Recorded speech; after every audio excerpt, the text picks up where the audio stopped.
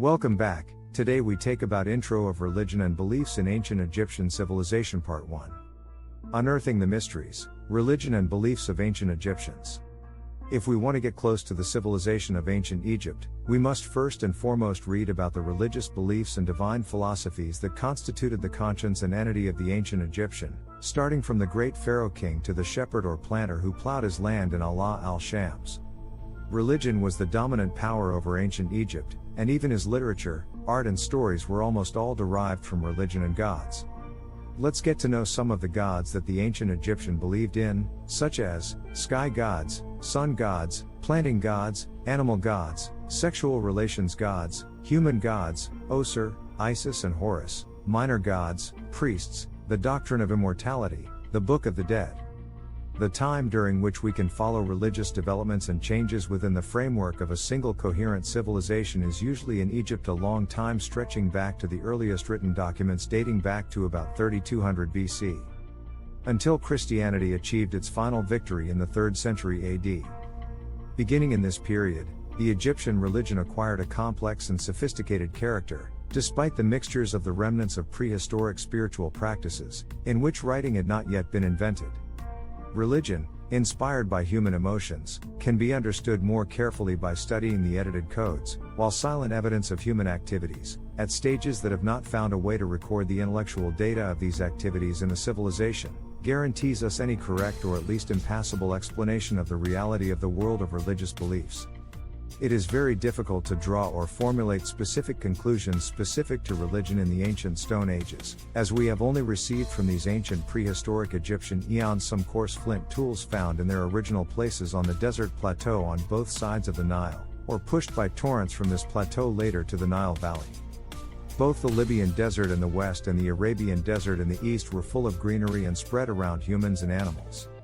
Towards the end of the Paleolithic period, an era of drought began in which the bushes receded from the desert plateau to the slope to the swampy areas and vegetation of the Nile Valley and along its long course. Humans settled in many settlements at the sites they reached near the edge of the river and its valley, beginning the early stages of the Neolithic Revolution when they practiced agriculture, although hunting, which was the profession of hunters throughout the Paleolithic ages, continued to play its role as an important, though not yet a major, method of obtaining food. The early organization of these settlements can be clearly explained in the light of the special nature of the river valley, for here is a soil, although rich in fertility, that needs irrigation by canals and protection by supporting the bridges that surround it, which in turn is created only through the joint efforts of organized groups. Both Upper and Lower Egypt were populated by these primitive settlements or villages of the Neolithic era or agricultural revolution, although the former alone, to a large extent, were uncovered by archaeologists about their settlements, while such settlements are now in the delta lying and buried deep under the accumulated silt brought by the Nile.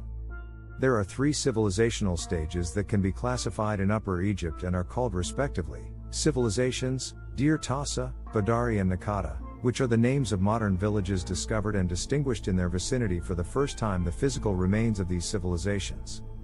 These 3 phases do not differ in the time difference only, but also differentiate in the forms of pottery and other tools, and in the delta seems to be a settlement, Marmada Bani Salama, contemporary with the phase of civilization, Dir Tassa, despite the differences between them, and on the other hand, the remains and the site of Mahdi and contemporary with the intermediate and late stages of civilization, Nakata, indicate that Upper Egypt and the delta have begun to belong at that late time of prehistoric times, to a homogeneous or common material civilization.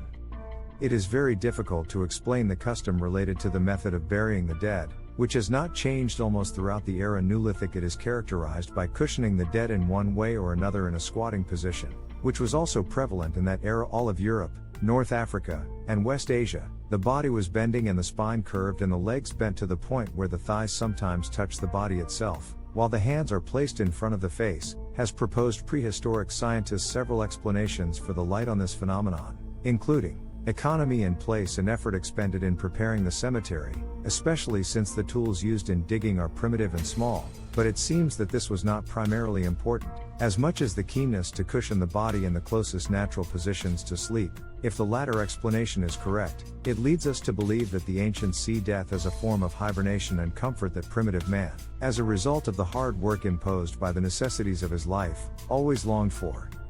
the squatting practiced by the early Egyptians, which cannot be carried out until after actual death, is still performed by some modern African tribes, where the bodies of their dead are bent in a very similar situation when death is close to a human being.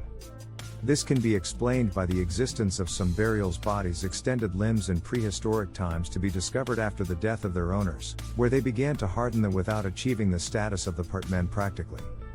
The normal position of the corpse in the tomb was lying on the left side, as in Badari and throughout the stages of the Naqada civilization, and then continued in historical times during the First Royal Dynasty and until late in the Middle Kingdom. In the famous pyramid texts, it can be concluded that the dead king was lying on his left side, where he was invited to get up and turn to his right side in order to receive offerings.